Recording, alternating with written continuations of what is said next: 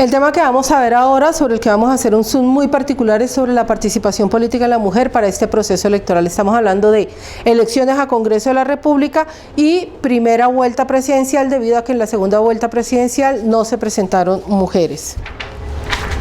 La historia de la participación política de la mujer empezó apenas hace 50 años. Es decir, si ustedes ponen en una línea temporal cuando la mujer puede acceder a hacer política, solamente hasta 1994, con la reforma constitucional de ese año se permite el voto femenino. Si ustedes voltean a mirar, algunas de ustedes, a sus mamás o voltean a mirar a sus abuelas, ellas no podían participar en política. Es decir, la participación de las mujeres en el escenario público fue ganado a pulso por una cantidad de mujeres muy importantes que tomaron la decisión no solamente de promover y de participar en reformas que incluyeran a la mujer en las decisiones de todos los temas que les interesan a la ciudadanía, sino que también participaron activamente para que más mujeres hicieran parte de las organizaciones políticas. Si bien la reforma se hace en 1954, la reforma constitucional solamente hasta 1957, con el plebiscito de ese año, por primera vez las mujeres asisten a las urnas y pueden tomar la decisión sobre quién las puede gobernar. En 1991, reiteramos en nuestra Constitución en 3 artículos la igualdad de las mujeres frente a los derechos entre mujeres y hombres. Y es la Constitución de 1991 la que de manera particular hace la reforma política más importante, que le da ingreso y empodera a las mujeres en el ejercicio de la representación pública. En el año 2000 se hace el siguiente avance: se establece la ley de cuotas, en la que se determina que al menos un 30% de las mujeres de cargos públicos de alto nivel tienen que participar en las diferentes instituciones del Estado. Y tuvimos que llevar hasta el 2011, la ley 1475 del 2011, que desarrolla una de las reformas políticas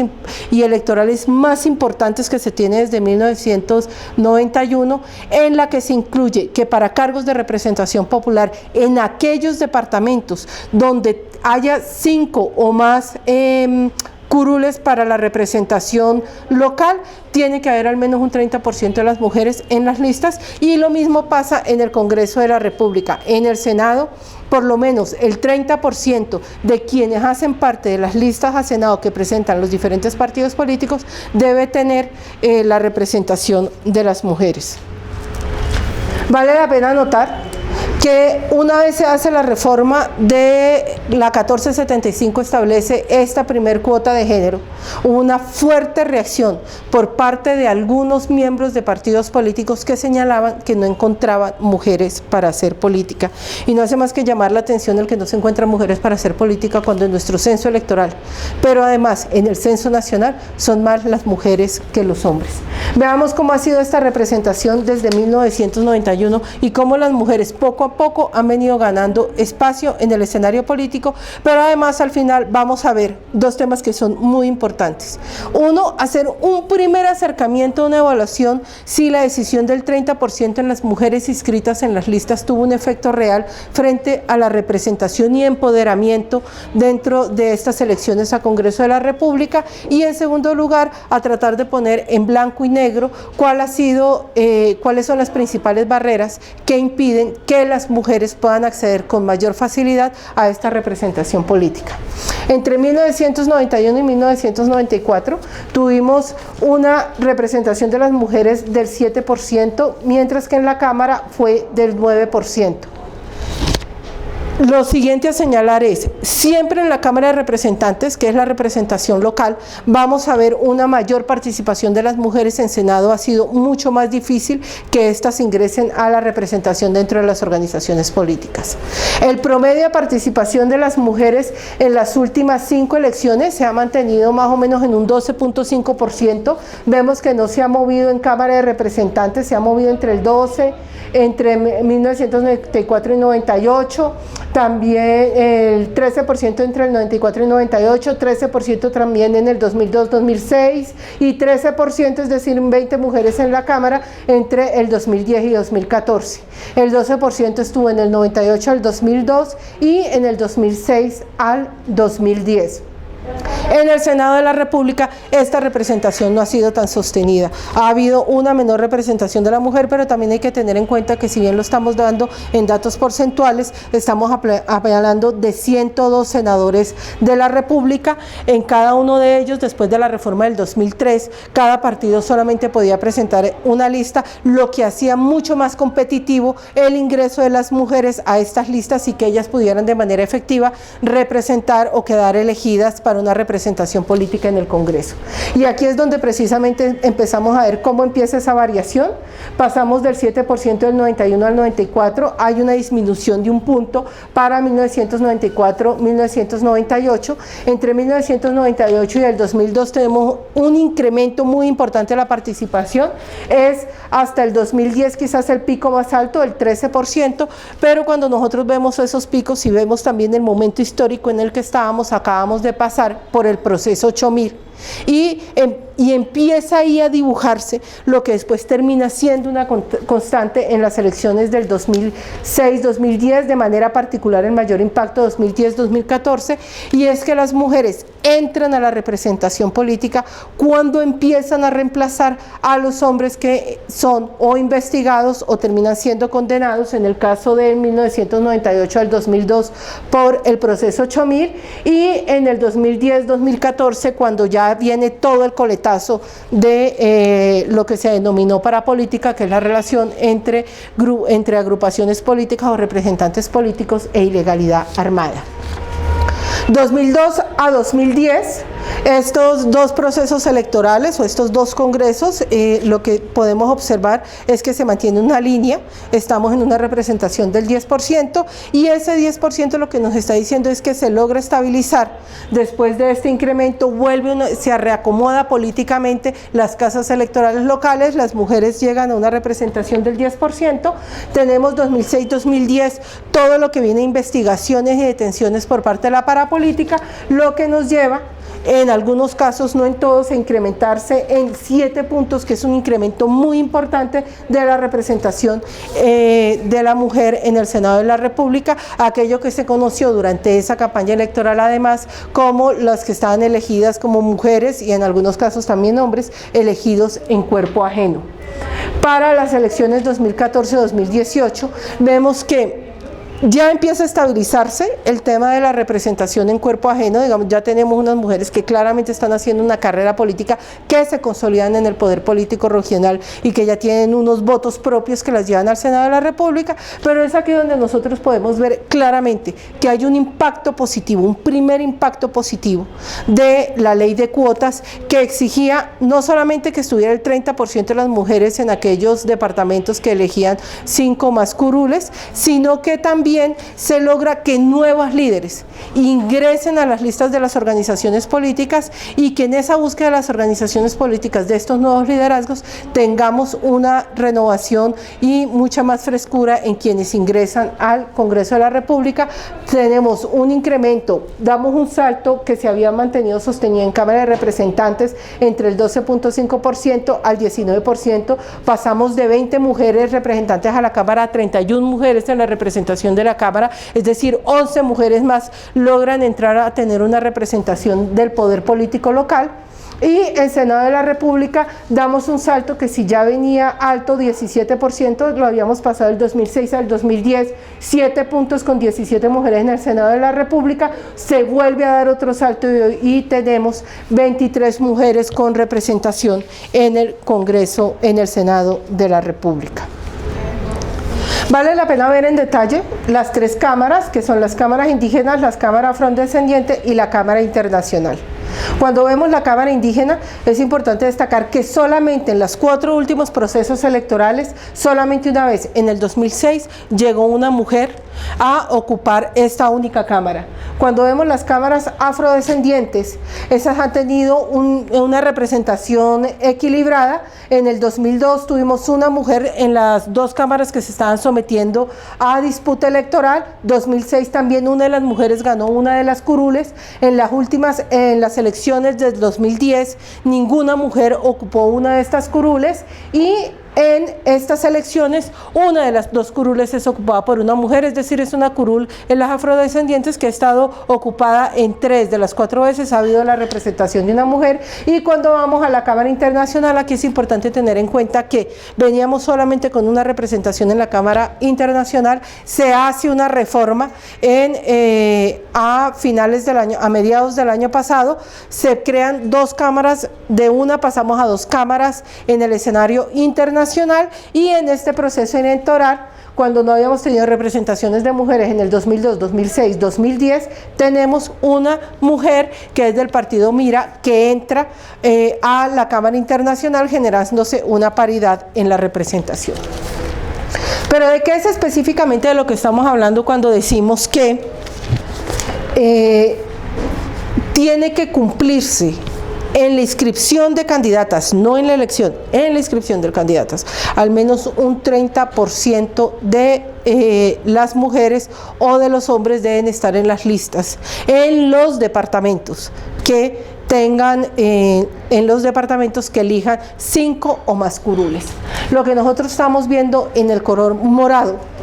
son los 14 departamentos que tienen que cumplir la ley de cuotas. Cuando nosotros estamos hablando de circunscripciones para Cámara de Representantes, estamos hablando de los 32 departamentos más la capital de la República, es decir, 33 circunscripciones. Cuando vemos 33 circunscripciones, menos de la mitad de los departamentos tienen que cumplir la ley de cuotas. Dentro de los departamentos que tienen que cumplir la ley de cuotas, nos encontramos con los departamentos de Atlántico, de Magdalena, de Córdoba, de Bolívar, de Antioquia, de Santander. Obviamente está la ciudad capital, está Bogotá, está Cundinamarca, está el Valle del Cauca, está Nariño, está Tolima, está Boyacá. Y el resto de los departamentos, que son 13 departamentos, no tienen que, el resto de los departamentos no tienen que cumplir con la ley de cuotas, pero especialmente mirar aquellas figuras que están marcadas con círculo y que tienen una raya atravesada, significa que desde 1991, 13 departamentos de este país, de los cuales además la mayoría de ellos no tienen que cumplir ley de cuotas, no han elegido ninguna mujer en la representación política. Y de estos departamentos yo sí deseo llamar la atención sobre el departamento del norte de Santander, que no obstante tener que cumplir la ley de cuotas, que señala la reforma del 2011, no obstante eso, es un departamento que desde la Constitución de 1991 nunca ha tenido como representante una mujer en la Cámara de Representantes. Vamos a ver cuáles son las mujeres electas para 2014. Y sobre estas mujeres electas llamamos la atención sobre 3 departamentos, los departamentos del norte de Santander, de Cúcuta y de Tolima. Estos 3 departamentos, no obstante tener que cumplir la ley de cuotas para la inscripción de candidatas, no eligieron candidatas para la Cámara de Representantes. 5 departamentos de los que no deben cumplir la ley de cuotas, es importante destacarlo, eligieron mujeres para la Cámara de Representantes. Y yo sí creo que aquí tenemos que hacer un llamado de manera muy específica al Congreso de la República, porque aquí tenemos la primera propuesta de reforma constitucional para la gran reforma estructural de carácter político y electoral. Es que no existe una razón, no existe una explicación que nos permita seguir señalando que en algunos departamentos de este país no pueden elegirse, no debe cubrir la ley de cuotas para la inscripción de candidatas a las mujeres, sin importar el número de curules que se elijan. Sin importar, debería cumplirse la ley de cuotas para cualquiera de los 2 géneros, y esto es precisamente lo que nos señalan estos departamentos que sin tener que cumplir con la ley de cuotas en la inscripción de cédulas, sí eligieron mujeres como representantes a la Cámara. Veamos dentro de los departamentos, los departamentos que tienen que cumplir ley de cuotas. De los 14 departamentos que tienen que cumplir ley de cuotas, solamente 11, como ya lo señalaron, eligieron mujeres, y se destacan dentro de estos departamentos, si lo vemos en términos porcentuales, los departamentos de Santander y el departamento de Atlántico, con un 43% de mujeres en la Cámara de Representantes que provienen de ellos. Yo deseo señalar de manera muy particular el departamento del Atlántico, porque además el departamento del Atlántico fue el departamento que más mujeres inscribió para las elecciones a Cámara de Representantes, llegando casi a la paridad con un 47% de mujeres inscritas. Después le sigue Bogotá, que con 18 curules a proveer en la Cámara de Representantes eligió 7 mujeres, que es el 39%, los departamentos de Bolívar y con un 33%, y después ya encontramos Córdoba, Boyacá, Antioquia, y sobre todo Boyacá y Antioquia como los departamentos que menos mujeres eligieron, y en un cinturón intermedio los departamentos de Magdalena, de Nariño, de Caldas y de Córdoba. Frente a la cantidad de mujeres inscritas en cada uno de estos departamentos, llama también la atención, y de circunscripciones, no solamente que es Atlántico el que más número de mujeres inscribe, sino también que la capital de la República, que se esperaba y que normalmente tiene una tendencia a incluir mayor diversidad en representación para los candidatos, apenas cumplió con un 32%, alrededor de un 32% con el número de mujeres inscritas. Esto significa que la capital de la República y las organizaciones políticas de la capital de la República tienen que trabajar muchísimo más en la inclusión de las mujeres que se enfrentan en la competencia electoral. Dentro de los departamentos que no tienen que cumplir ley de cuotas y que eligieron mujeres, es muy interesante los casos de Huila, de Bichada y de Putumayo, porque lograron la paridad de mujeres electas, es decir, tenemos el mismo número de hombres y de mujeres como representantes a la Cámara, y el esfuerzo que de los departamentos de Sucre y de Meta, que teniendo 3 curules a proveer, cada uno de ellos eligió una mujer para que esté representada en el Congreso de la República, en Sucre del Movimiento 100% Colombia, en Meta del partido de la U, un poco más plural obviamente Huila, que tiene el partido de la U, y una mujer por un mejor Colombia. El partido de la U también en Bichada, y el Partido Liberal eligió una mujer en Putumayo. Cuando vemos por partidos políticos, aquí sí empezamos a encontrar algunos contrastes que no dejan de ser interesantes frente a el número de mujeres que inscriben los partidos políticos. Lo primero que tenemos que señalar es que si hay listas que favorecen que las mujeres tengan un acceso y una representación real en el poder, son precisamente las listas cerradas. Y para el ejemplo vale la pena ver Mira, y vale la pena ver el Centro Democrático. Mira, con una lógica de cremallera, tiene un 45% de mujeres inscritas en la Cámara de Representantes, un 41% de mujeres inscritas en el Senado de la República, y la lista cremallera significa que se inician con un hombre, sigue una mujer, hombre, mujer, o viceversa.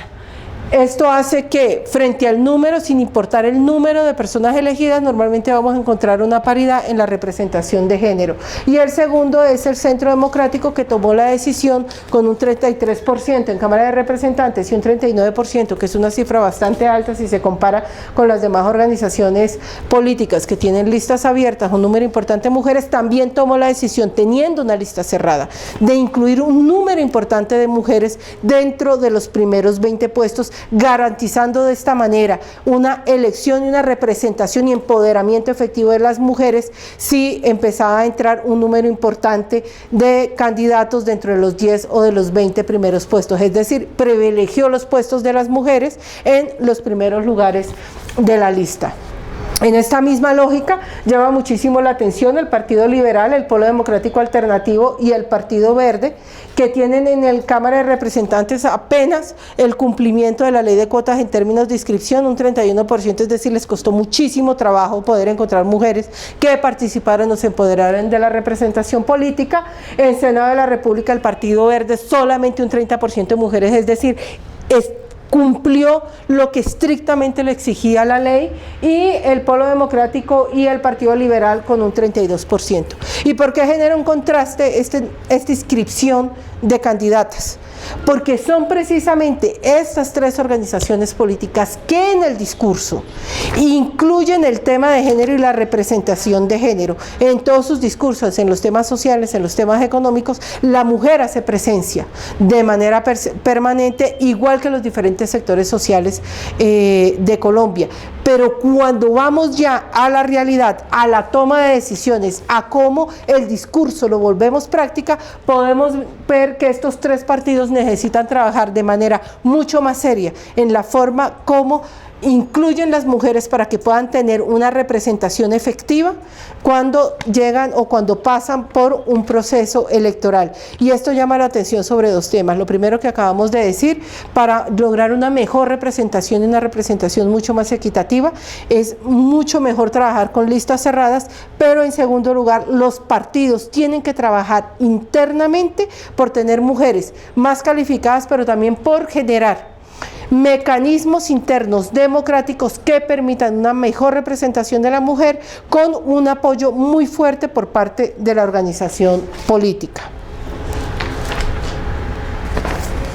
Cuando entramos a ver cuál fue el peso de las mujeres electas en términos de votos que le entregan a las organizaciones políticas, tenemos, y es importante destacar, la votación del Partido Conservador. Del 1.900.000 votos que sacó para Congreso de la República, las mujeres electas aportaron el 22% de esta votación, muy por encima de la del resto de los partidos políticos, es decir, son mujeres que dentro del partido se encuentran empoderadas, hacen un ejercicio de política en las regiones y tienen una representación que se traduce en un peso específico y además en el número de las mujeres que quedan elegidas, 6 mujeres elegidas dentro del Partido Conservador,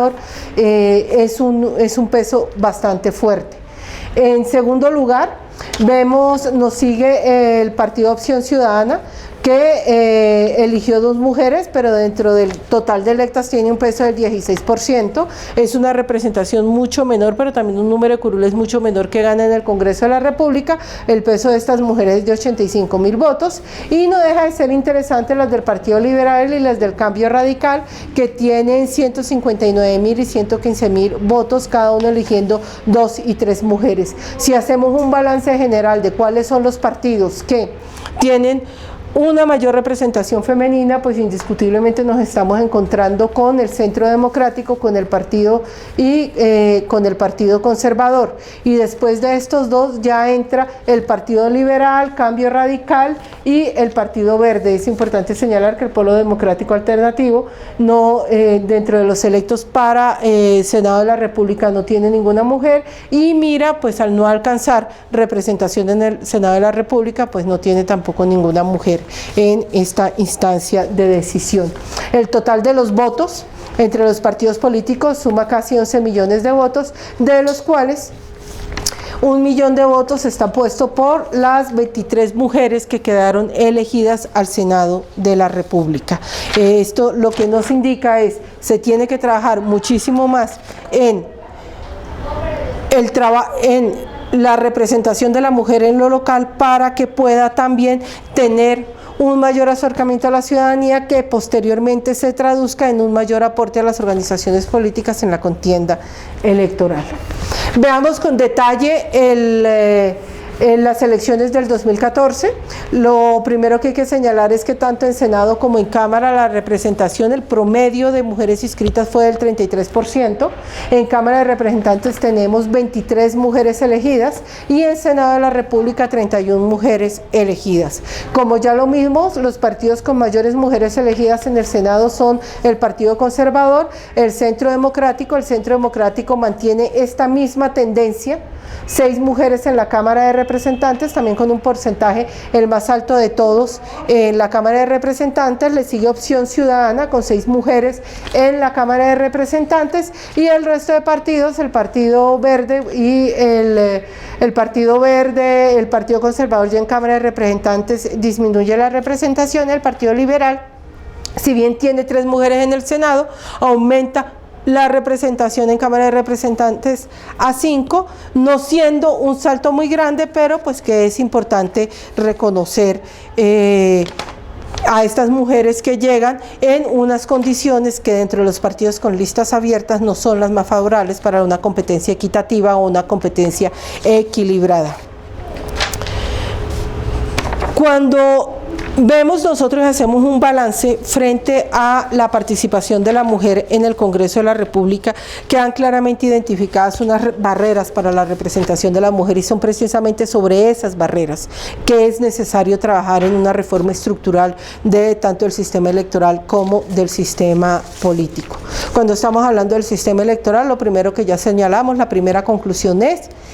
necesario que en todos los departamentos del país, en absolutamente todos los departamentos del país, se cumpla con la cuota mínima del 30% de representación sin importar el número de curules. No hay ni una explicación ni una justificación, además teniendo 5 departamentos que sin tener que cumplir la cuota de género tuvieron una representación importante, que indique que la mujer no pueda participar o no deba participar en esa misma igualdad de condiciones que tienen un número menor de departamentos del país que tienen más de 5 representantes a la Cámara. El segundo lugar es que encontramos unos obstáculos, y son unos obstáculos reales en los procesos de selección y de ascenso entre las organizaciones políticas. Para esto, en una reforma de carácter político, no de carácter electoral, sino de carácter político, el sistema de partidos, tendríamos que hablar de una selección objetiva de candidatos a través de mecanismos democráticos al interior de las organizaciones políticas. Hoy las organizaciones políticas no cuentan, en la mayoría de ellos, con unos mecanismos que se sepa que si los hombres o las mujeres entran desde juventudes, van a empezar a ascender dentro de la organización política hasta que ganen por fin en un lugar en la representación pública, que puede ser o Cámara de Representantes o asambleas o consejos. Ese mecanismo de ascenso no es muy claro entre las organizaciones políticas, porque normalmente se privilegian las casas locales de poder político y esas estructuras que se han venido anclando, donde no importa si se es hombre o mujer, sino lo que importa es si representa o no representa un poder político consolidado en la región. El segundo tema indiscutiblemente está relacionado con la financiación de las campañas. Si bien la legislación estableció que tenía que haberse dado un porcentaje más de financiación a los partidos políticos si hay una mayor representación de las mujeres, la legislación no señala que ese porcentaje adicional de la financiación de las organizaciones políticas tiene que estar dirigido, tiene que estar encaminado a fortalecer los esfuerzos locales, departamentales, municipales de empoderamiento de la mujer en el ejercicio de la política. Pero no solamente es ese tema de lo que tiene que ver con la financiación de los partidos políticos. Hay también un tema de fondo y tiene que ver con la financiación de las mismas campañas políticas. Cada uno de los candidatos que llega a las campañas políticas, con excepciones de algunas organizaciones, llega con su financiación y tiene que poner la financiación. La relación entre financiación y acceso a la representación pública es una relación directa, y en esa relación directa quien menos se ve beneficiada son las mujeres, que siendo líderes locales no pueden ascender debido a que no cuentan con la cadena que se sabe dónde están los recursos, o con financiación de grandes corporaciones, o con financiación de ciudadanos para que puedan ingresar y hacer campaña en igualdad de condiciones. ¿Esto qué significa? Que en términos de financiación de las campañas políticas, los partidos deberían avanzar igual que el Estado, una financiación 100% pública, pero para que esta financiación 100% pública y anticipada pueda tener un efecto real, indiscutiblemente tenemos que avanzar hacia listas cerradas, porque aquí viene ya la última conclusión. En las listas cerradas es la única forma, con las listas cerradas, de pasar de un discurso de empoderamiento de género a un discurso de representación real y de poder efectivo en el ejercicio no solamente de lo público, sino también de representación de la ciudadanía. Entonces, recapitulando,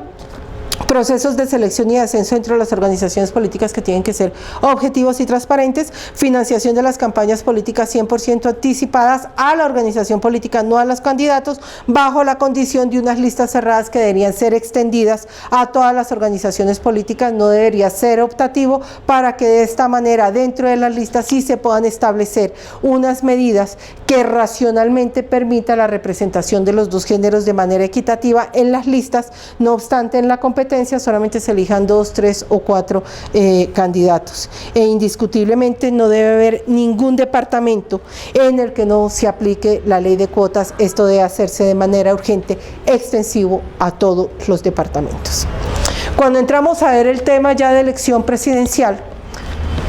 Y vamos a hacer referencia solamente a la primera vuelta, porque en la segunda vuelta, como ustedes saben, tanto los candidatos hombres, tanto los candidatos de las dos organizaciones políticas que quedaron del Centro Democrático como del Partido de la U para presidencia y vicepresidencia de la República fueron hombres. Lo primero que es importante señalar es que tuvimos en la contienda electoral 4 mujeres de 10 candidatos que se presentaron entre presidencia y vicepresidencia de la República. 4 eran mujeres, 2 candidatas a la presidencia de la República, la doctora Marta Lucía Ramírez y la doctora Clara López por el Polo Democrático Alternativo, la última por el Partido Conservador, la primera, y Enrique Peñalosa con candidata a la vicepresidencia de la República, que es la doctora Isabel Segovia. Esto lo que primero que nos pone de presente es, tuvimos un número importante de mujeres haciendo una competencia real por la participación.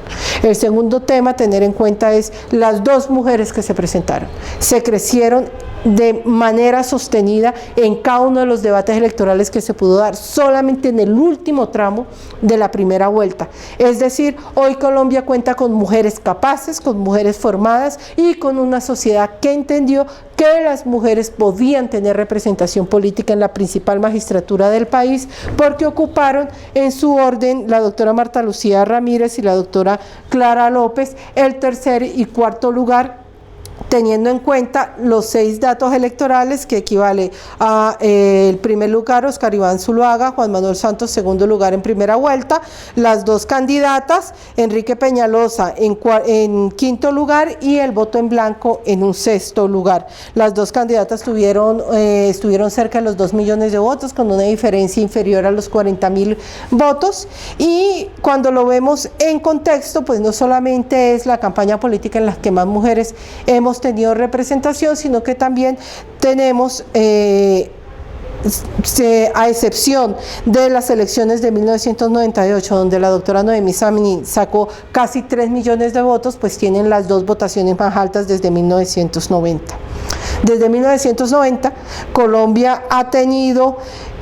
8 candidatas a la presidencia de la República, en 1990 con Claudia Rodríguez de Castellano, que tuvo apenas el 0.6% de la votación, Regina Betancourt de Lisca también en ese mismo año con el 0.6% de la votación, que no superaban los 37.000 votos, Noemí Sanín en 1998, que ha tenido históricamente la votación más alta de las mujeres que se han presentado a la presidencia de la República, con el 27% de la votación, lo que equivale a 2 millones, un poco más de 2.800.000 votos. Ingrid Betancourt, que tuvo 53.000 votos en un contexto de secuestro y completamente desfavorable para poder sacar adelante una campaña política. Noemí Sanín vuelve y se presenta otras 2 veces, es la candidata que más veces se ha presentado como candidata a la presidencia de la República, en el 2002 con 641.000 votos y en el 2010 con casi 900.000 votos, y finalmente las 2 candidatas que acabamos de mencionar, la doctora Clara López y Marta Lucía Ramírez, las 2 con casi 2 millones de votos, dejando en un muy buen lugar la posibilidad de que las mujeres en el próximo proceso electoral o en 2 procesos electorales ya compitan de manera seria, decidida por el solio de Bolívar. Llegamos así entonces al final de esta presentación de la participación y empoderamiento de las mujeres en el ejercicio electoral.